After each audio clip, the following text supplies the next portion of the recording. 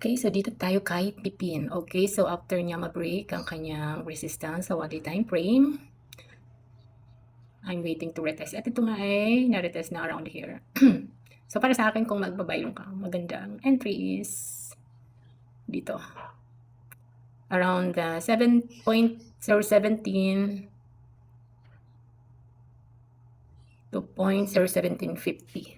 Okay, so kung balak yung mag-entry sa Pipin, para sa akin, kasi ito ay sa 1 hour time frame, ito ay fair value gap. So, tingnan natin kung hindi siya mabutas sa fair value gap. Kasi meron din dito siya na fair value gap around 0.16 to 0.01660. Pero mas nakikita ko to na ito yung kanyang retest na 0.01686 to 0.01770.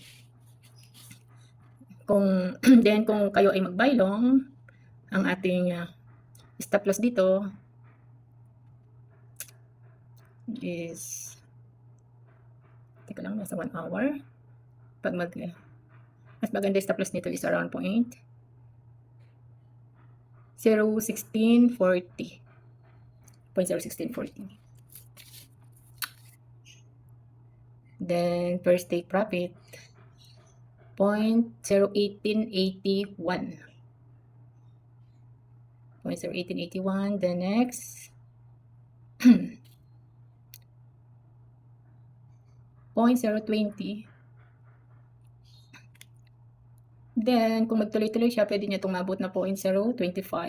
Ay, 0.021.5. Then last, itong 0.023. Okay, so sa analysis, palagi kong sinasabi walang perfect analysis. Ito ay mga basis lang ng entry at exit.